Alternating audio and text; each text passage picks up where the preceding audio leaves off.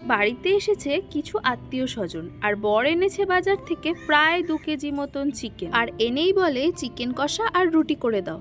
আচ্ছা, একঘেয়েমি চিকেন কষা কি কাউকে দেওয়া যায়? তোমরাই বলো। নিজেদেরই খেতে ভালো লাগে না, লোককে দেবো কিভাবে? তাই চট করে বানিয়ে ফেললাম আমার রসাই ঘর স্পেশাল গন্ধরাজ মালাই চিকেন। খাওয়ার সময় এত অপূর্ব গন্ধ আর স্বাদ থাকে, যে খাবে না সেই মিস করবে। তাই চিকেন ম্যারিনেশনের জন্য প্রথমেই ব্যবহার করেছি কিছুটা নুন দিয়ে চিকেনটাকে ভালো করে মেখে রেখেছি।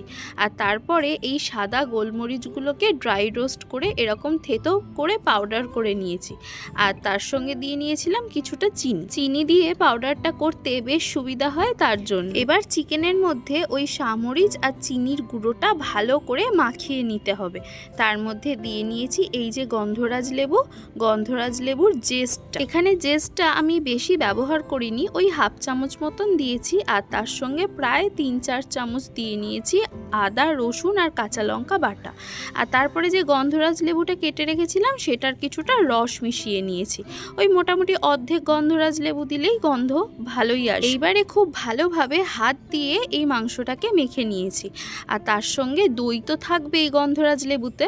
দইয়ের সঙ্গে 1 চামচ মতন মিশিয়ে নিয়েছিলাম ছাতু দিয়ে দইটাকে ভালো করে ঘেটে নিয়ে মিশ্রণটাকে মাংসের সঙ্গে ভালো হাতে মিশিয়ে নিয়েছি। এই কাজটা কিন্তু একটু ধৈর্য ধরে করতে হবে, কারণ এখানে যত ভালো করে তুমি মাংসটাকে ম্যারিনেট করবে তত কিন্তু টেস্টটা বাড়বে। মোটামুটি 2 ঘন্টা মতন ম্যারিনেট করে রাখলেই হবে, তবে হাতে সময় না থাকলে আধ ঘন্টাও রেখে দিতে পারো। কথা দিচ্ছি, একবার এইভাবে আমার মতন করে গন্ধরাজ চিকেন করো, তোমার হাতের প্রশংসা প্রত্যেকে করবে। আমার হাতে সময় ছিল, তাই প্রায় 2 ঘন্টা ম্যারিনেশনের পরে কড়াইতে সাদা তেল দিয়ে পেঁয়াজ কুচি, রসুন আর কাঁচা লঙ্কার পেস্ট দিয়ে মাংসগুলোকে ভালো করে কষিয়ে নেব। বেশ কিছুক্ষণ কষানোর পরে চিকেন যখন সিদ্ধ হয়ে যাবে আলাদা পাত্রে তুলে রাখবো। আমিও তুলে রেখেছি, তবে ক্লিপটা আর নেওয়া হয়নি। আর তলায় যে গ্রেভিটা পড়ে থাকবে তাতে যেটুকুনি জল থাকবে সেই জলটাকে মেরে একদম পুরো কষা কষা করে নামিয়ে দিয়ে গ্যাসটা অফ করে দেবো। এই মুহূর্তে গ্যাসটা অফ করার পর ঘরে ফ্রেশ ক্রিম থাকলে ফ্রেশ ক্রিম আর গন্ধরাজ লেবুর পাতা কাটা আর জেস্ট একসঙ্গে মিশিয়ে নেব। গ্যাস কিন্তু অফ করেই করবে, নয়তো স্বাদ চলে যাবে। কেমন লেগেছে অবশ্যই জানিও।